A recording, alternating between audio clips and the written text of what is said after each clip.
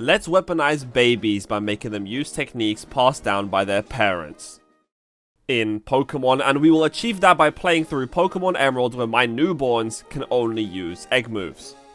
I chose Emerald as it's one of the earliest introductions of the daycare. So, can you really beat Pokemon with only egg moves and breeding? Here are the rules of the challenge. This is my first video on this channel that isn't a Nuzlocke, but I still want to nab some of those rules. These 3 rules from the hardcore Nuzlocke rule set I am still including. The level cap one is particularly important. When it comes to the actual egg move challenge, these first 2 rules are, in my opinion, necessary. 1. Pokemon can only use moves in battle that are in their egg move list. Simple enough.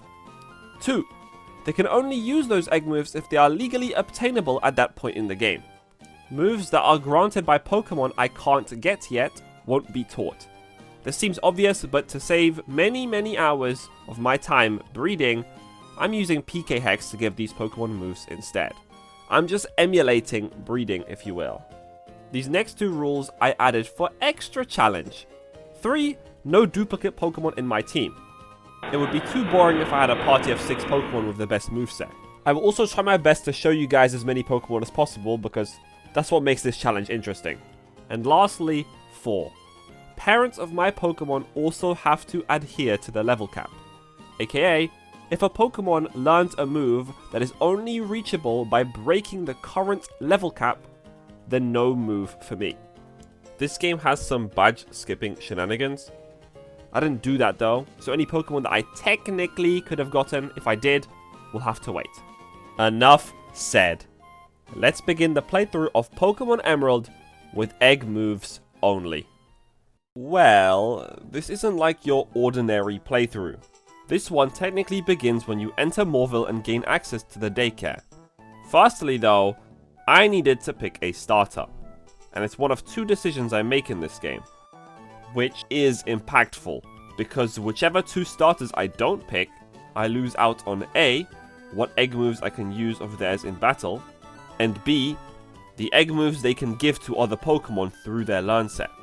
I didn't do much research off the bat, since there was already a fuckload waiting for me, so I just checked what these guys can learn before the first gym. Watson.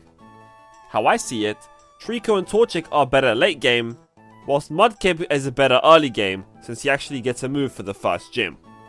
Therefore, since I was worried about the early game, I chose Mudkip for that and its quintessential ground typing.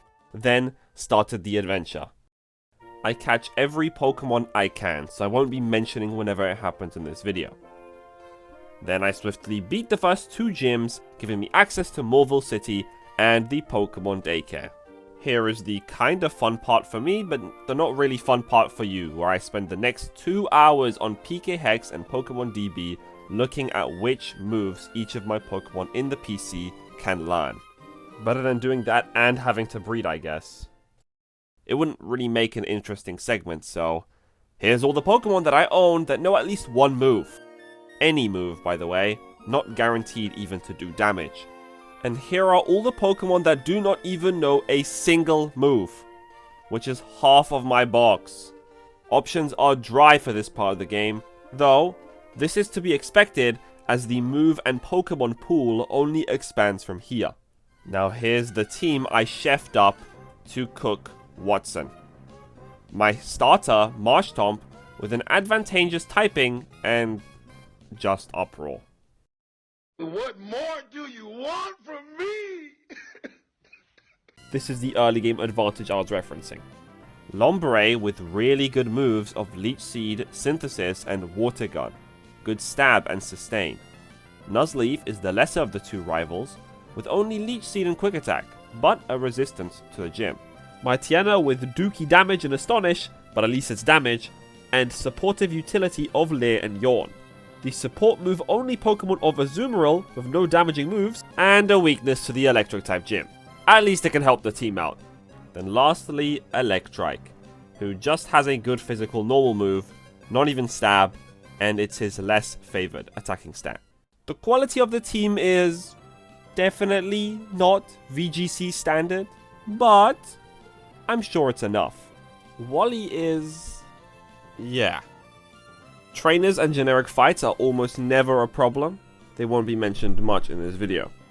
So let's begin our fight with the first, but technically third, gym leader of this playthrough.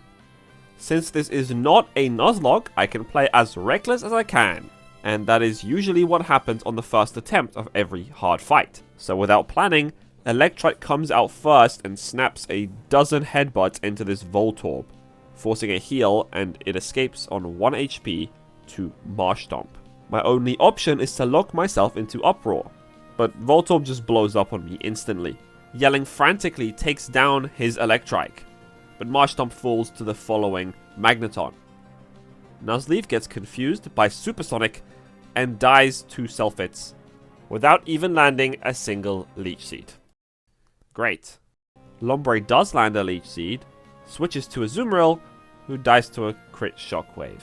Yep, that's lovely. Electrike, being 1 HP, dies to give us a free switch. That still means we are in a dicey situation. Lombre has good survivability. It handles the pile of magnets and proceeds to load its seed onto Manectric, who manages to take down our poor Froggy.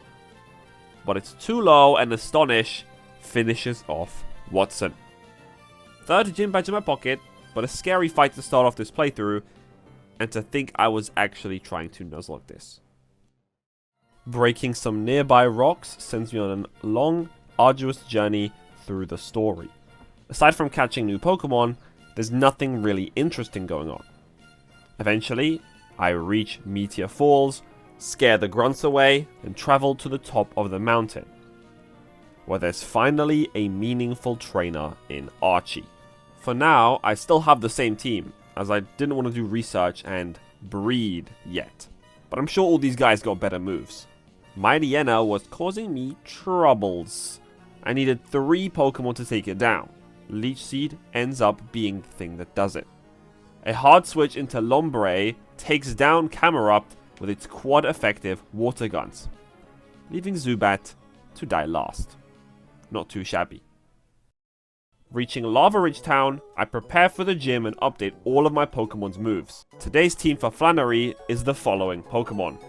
Vigoroth takes position with a strong stab move, Body Slam, and Curse.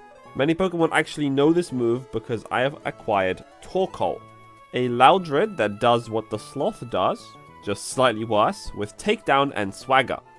Decent utility, but it's important later. The main superstar in Graveler, who has a powerful Rock Slide. Stab and a type advantage is all you can ask for. Delcatty has stab damage and some useful supporting moves. Mainly, Psych Up, which is gimmicky, but has good synergy with Swagger Pokemon. Setting it up is just hard, but it doesn't mean I can't make it work. Rollout and Magnitude are enough to land this tanky rock onto my team. Lastly, a surviving member from the last team is Lombre. Nothing new about him. He just has Water Gun for the, Fire Gym. I was almost certain this was going to be a sweep. Before long, I was out of the gym's maze and beating up Flannery. Lombre sprayed the camel before it could even set up the sun. Similar fates follow the Slugma, who set up a light screen, healed, and eventually got bested by a Magnitude from Nosepass. You'd expect this to be a weak matchup, but Camerupt has no ground moves to my benefit, so more Magnitudes do the job. He then attempts to chip away at Torkoal's impenetrable defense stat, with no luck. Yet my team drops it low enough that it leads to Delcatty getting the final kill. 4th badge in, and May grants us goggles that let us pick up a fossil. I saw barely any advantage to picking Anorith over Lileep. I will say that neither of these impact the game enough. Oh look, we are back at Petalburg, with a new roster designed to thrash our dad. Hariyama is the big shot, with a super effective Revenge. Graveler is the same as just a second ago, with the type resistance for this gym. Delcatty joins the fray because I cannot give up on my Psych Up strats, sorry. Nuzleaf has an upgraded kit with Amnesia and Takedown this time. It's the same old Nosepass. And the same old swaggering Loudred, who didn't even get a chance to play last badge. All Norman's goons were one-shot by Revenge, handing us a real battle against our real dad and his crew of normal type Pokemon. My first couple attempts were trying to make Swagger Psych Up work. Spinder had own tempo and physical moves, so it was largely fruitless. On the attempt that my Delcatty was +6 on the Spinder, it got outsped and killed by slacking the next turn. Whatever. I ended up keeping this attempt alive. Nuzleaf did what it does best.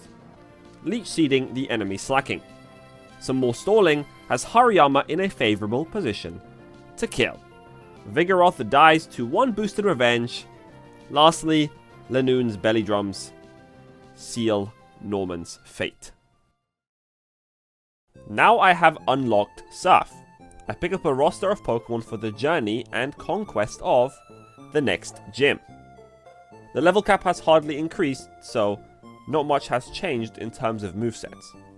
Manectric comes back this time with Swift, Curse, and a special move in Crunch. Nosepass and Graveler remain identical. I get 2 new team members, but I forgot to show them off. Lombre is just there for Surf, and Mightyena was back for a short while, but later we're joined by Spinder. Quite underwhelming usually, but here it bolsters an Encore Disable Smelling Salt and Rock Slide. Coverage, support, and stab. You love to see it. Don't ask me why it learns Rock Slide. Also Sand Slash. That has Helping Hand Frail, also Rock Slide, and Swords Dance. Yeah, no, it doesn't learn Helping Hand. I have no idea why I did that. I don't know why I got confused. It wouldn't be a Kuma video without messing something up like this. I was expecting to mess up, at least somewhere, and luckily Helping Hand was quite a useless move, so it's fine. But let's just ignore it for now and move on. This part of the game included surfing, jungling, and weather instituting. A fight with Team Aqua begins. It's easy, so that's all. It's May, as she ambushes us for a quick fight. Lombre water guns Slugma. Grovyle is taken out by Manectric and Smelling Salts from Spinder. Her Lombre is lost, and is taken out by our own Lombre, as he recently learned Razor Leaf from Tropius. Some more progress is made by our arrival in Fortree City, my acquisition of the night vision goggles, and our preparation to enter the gym. The gym's final team swaps out Lombre for Delcatty, simply for her supportive options, as I didn't bring a Swagger Pokemon for Psych Up. I lose the first few attempts at the gym. It's because I tried some bullshit, which is usually the case. This time though, I decided to brute force through it by using Graveler's Rock Slide on turn 1. Tropius sees Solar Beam kill. Delcatty farms it to lower his defense to -6 with Fake Tears. It feints to give my Manectric a simple kill with Crunch. I then crunch the Altaria, somehow then lived a de-danced Earthquake, and promptly feints to give Sandslash a good chance to kill it.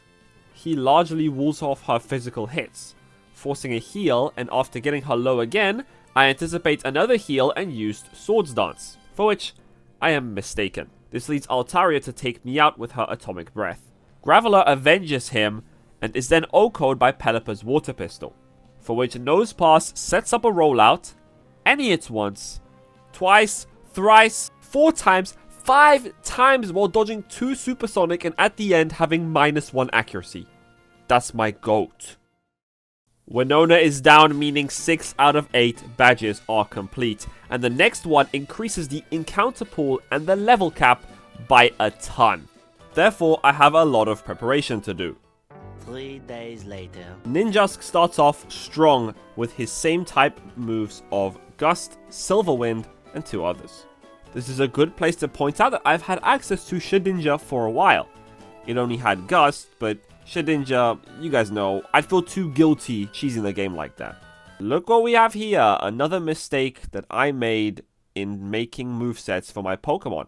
Except this is not like the last one. For Sandslash it was Helping Hand. A pretty small mistake to make. This time, this Seeking only has Hydro Pump legally. It doesn't get Thrash. And I was confusing Seeking with Sharpedo. Yes, I now have access to Sharpedo too, but I used Seeking for a lot of the remainder of this game. So apologies, you're going to be seeing him a lot. Seadra uses its solid special attack stat with an Aurora Beam and Dragon Breath. Despite having a mid physical attack stat, Xatu is strong with steel wing coverage and a high power stab drill peck. Golduck shows off clearly why it's a solo water type by having 4 solid psychic type moves. Lastly, Big Boy Yama returns, but this time with a tremendous upgrade in Cross Chop. You guys can probably see that by this point in the game, everyone is having functioning movesets now, so theoretically, the game should be easier from here on out. I think some of these Pokemon and moves aren't even obtainable yet, since I have technically not reached those routes. I'd rather showcase more Pokemon than keep it 100% accurate, so that is going to be my approach. This is only an issue because I at some point stopped catching Pokemon and generated them on PK Hex instead. Sorry, I am a sucker for efficiency. To start off the exploring for this section of the game, we enter Mount Pyre. Pokémon Emerald continues its trend of extremely unproblematic evil team encounters, skipping us to the arrival at Lily Cove. Once I figure out what I'm actually doing next, I haven't played these games in a while, so I have an excuse. I get to the Magma hideout and its humongous maze. Lava in video games never fails to amaze me. If it was me there, I would be passing out from the heat. And don't even get me started on Magcargo's Pokedex entry. It beats the Billion Lions by itself. Maxie uses the blue orb on the red Pokemon, which ends this whole event with a battle. Mightyena can't stop swaggering on us. Eventually, Ninjask breaks out and OHKOs it with Silver Wind. I may have gotten cocky, being plus to attack and fight the camera up. Yeah. Hydro Pump nukes it, leaving only Crobat, which somehow Maxie evolved through happiness. Maybe he's not so bad after all. And Golduck gets a final Psychic off for the kill. I explore through the Aqua hideout next, and this shit was even easier and simpler than the Magma one. Nothing to say, especially because the final fight activated less brain cells in my head than 10 minutes of doom scrolling. Then after going off for the day, I return by spicing up my team a tad bit. AKA I replaced Seadra because I was overflowing on water types, and needed some grass moves for this up-and-coming surfing segment. Though you won't really be seeing him because all of these fights caused me no trouble whatsoever. Our cruise has come to an end, as I now have to construct a team for the double battle duo, Tate and Liza. Ninjask is for sure returning due to his capability to do serious damage with Silver Wind. Absol has a dark typing alongside a weak-sided, but still stab feint attack, alongside her ability to set up Curse, Substitute, and Baton Pass. Mightyena has finally returned, mainly for its typing and Intimidate, because it's got a garage sale moveset. Just imagine this is a Sharpedo, okay? Wailord with Fissure, Curse, Swagger, and Double Edge. Really the moveset of all time. He has Swagger, so why not round off this team with some Psych-Up shenanigans? I really am not obsessed, I swear. A few trainers in, and look what we have here. Tate and Liza. On my winning attempt, because yes, I lost like 10 of them, I began with Intimidate Mightyena and a Hydro Pumping Seeking. She sends Claydol back to its Pokeball in one shot. The bird's Psychics eviscerate my totally legitimate Seeking, and Absol comes out next. Xatu is not only asleep, but also has nothing to deal with Dark types, letting me focus on the right hand side. Absol begins to set up curses to hopefully send Ninjask in for the sweep. The Psych-Up Slave Kitty then attempts to Psych-Up Absol first, but dies to one shot, oops. As Wailord comes in, Absol passed the baton to Ninjask. This plus something, Ninjask one-shot Soul Rock with Silver Wind and Xatu with Gust. But I didn't heal after beating all the trainers in the gym, so it faints due to the lack of Silver Winds left. Well, Lunatone cannot hurt Absol, so I end up having to spam feint attacks and get it to struggle and die. Gym 7 in the bag and a whole bunch of exploration to do. This means a new team though. Yeah, this Seeking is really starting to haunt me now. There will be a ton of water, so this Razor Leafing and Charming Vileplume returns. My boy Swampert is finally back from his hiatus, and no longer with Uproar, but with Stomp, Refresh, Mirror Coat, and Ice Ball, which is a really underrated move.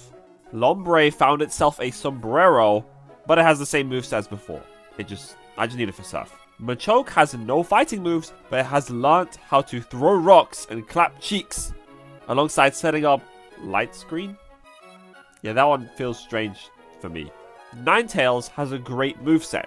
2 good attacking moves, Hypnosis, that's great utility, and Psych Up just in case. There is quite a lot of water coming up, as mentioned, but I still think Ninetales will be quite useful. In Moz Deep, me and Steven attempt to clear out this magma infestation. Machoke is there for support, setting up a light screen for Metang. Eventually, after Mightyena faints, the incoming Crobat leads my Machoke to fall. His swaggered Metang does big business until Earthquake kills both me and him. Vileplume and Skarmory do justice to kill the rest of the Pokemon left. Oh boy, this IGN review really starts to make sense. We do eventually get to Seafloor Cavern with all these puzzles I have to do. I try Wake Up Kyogre and get ganked by Archie. A few Razor Leafs lead Mightyena to leave. Swampert starts ramping up that Ice Ball on Crobat, steamrolling through it, and even having enough momentum to bang up some shark meat as well. Team Aqua and Archie are officially defeated. More water. Kyogre clashes with Groudon, who is definitely not on equal ground. We pick up Wallace and fly over to get Rayquaza and do all that, save the world, blah blah blah. With no more story for the rest of the game, we'll prepare ourselves for our next and final gym badge against Juan. I didn't showcase my team sadly, but as you can see on the right side of the screen, all of these guys are familiar faces, and they have the same moves as before. Sadly, that includes Seeking. Time to face the final objective of ours before the Elite Four. Wailord comes out first, and whoa, could it be? My Psych Up strat will actually work? 3 Swaggers leaves a Love Disc at +6 attack, and since it has no physical moves, Delcatty can easily hit the Psych Up on it freely, then substitute, then Baton Pass. And what's left is Ninjask getting the freest kills of his lifetime. It finally paid off, Jesus Christ. Now let's travel to Evergrande City and begin our journey through the Victory Road. When we reach its PC though, my Victory Road team has to come out, and it's full of big dogs. Xatu is out with 3 moves and a necessary fly. Hariyama has that cross chop but also a riskier new dynamic punch. She is really strong, but the PP on her moves is a worry for me. Mawile, that's found in Victory Road, is in the team because I like the moveset. I've used the same Pokemon for a while now, I wanted to spice it up. Rhydon has one of the best movesets I've seen in this challenge. 2 great stab options and Swords Dance. Heatwave Fox returns to prove itself once more. And lastly, Salamence is the real gemstone that we have just unlocked with Waterfall. D-Dance with a high power physical move in Thrash, alongside a Stab Twister and a Hydro Pump. He will definitely be in our final Elite Four team. That's it for the second to last team of the challenge. Then near the beginning of Victory Road, Wally challenges us for a battle. I switch to Mrs. Rhydon turn 1 and wipe this thing off the map with Rock Slide. Xatu then comes back out to annihilate some flowers. A few charms and cross chop misses is not enough to stop this Delcatty from getting dropped. With only Gardevoir left, Mawile and Ninetales both tag team to try and kill this Pokemon, giving us a simple win. Oh wait, there is a Magneton left. I don't have Flash, which means I'm blindly running around fighting trainers. I had to swap out someone for Seeking's Surf, but I don't even know who because the UI is glitched. It doesn't even matter. I made it to the end. My team is in utter shit, but I run into Thanos and Dr. Doom at the finish line, leading me to wipe out and have to run all the way back. With the breath of fresh air reaching my lungs, the only thing left on my mind is that Elite Four, baby. Therefore, let us get a team ready for this last set of 5 fights, using the final ever level cap. What you see in the background is a recording I made of every Pokemon's, in my opinion, best moveset that I had access to in the game. There was a ton of solid, mid, and utterly useless Pokemon.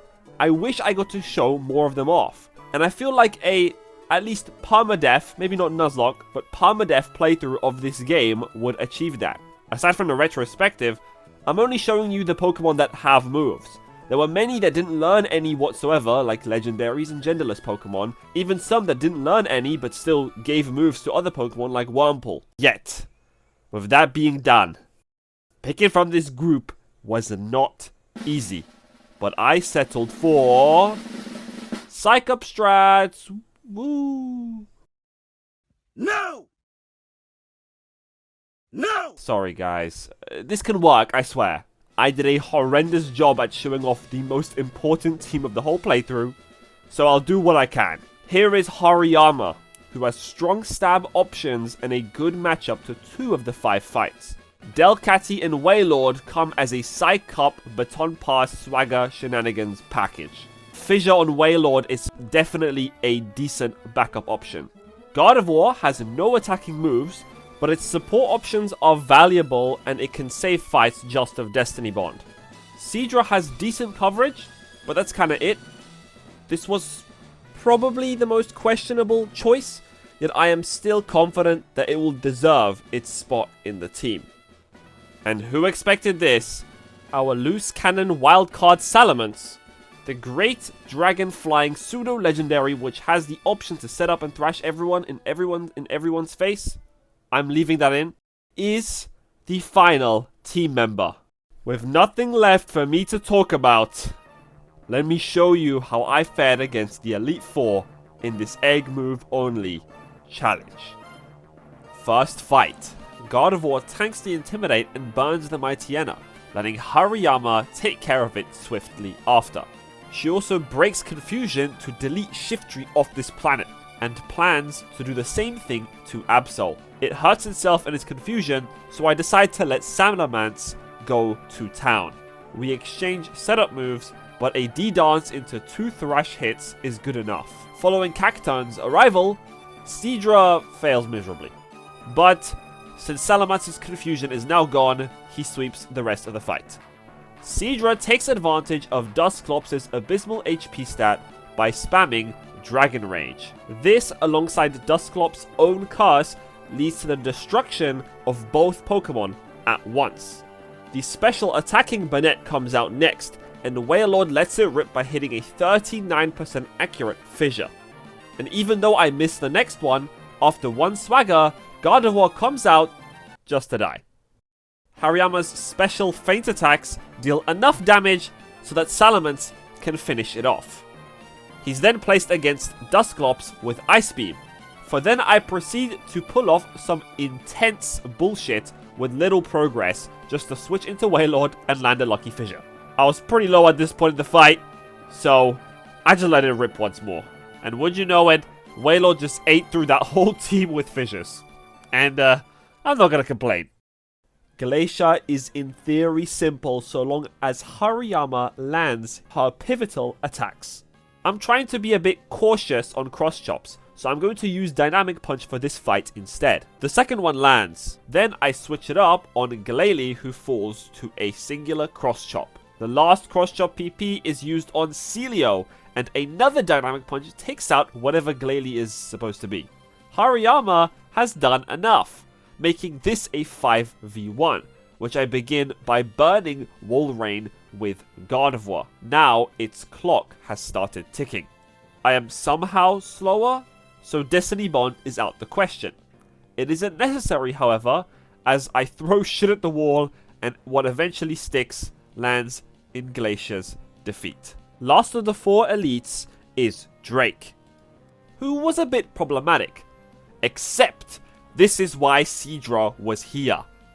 It's like she was built just for this fight. Enough usage of Aurora Beam and Dragon Breath takes out Shelgon. 2 more beams eat away at Altaria, and 3 Dragon Breaths plus a Paralysis is enough to continue Seadra's hot streaks as it takes out its superior. Flygon most definitely would die to Aurora Beam, but Earthquake would hit me first and kill me.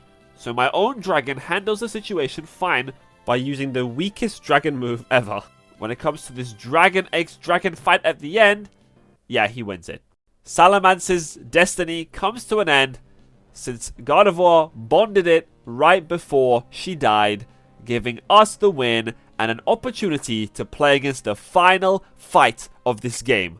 Wallace, the champion. Yeah, this fight took me a lot. It had a lot of luck involved, but this attempt finally was able to do it. Hariyama takes 2 water spouts, 1 full health one and 1 injured one, to take out this Wailord with newly ethered cross chops. She later dies to Earthquake. And let me be real. Salamence takes no damage from this thing and sets up like 4 Dragon Dances, then proceeds to thrash 3 Pokemon without confusion. Then, when she had to clutch the 50-50s, she broke through against the Gyarados, and now I fight a 4v1 that Gardevoir takes out with Destiny Bond. Yeah, a very anticlimactic final battle. A pseudo with the best setup move sweeps almost the whole team. But damn, this was doable!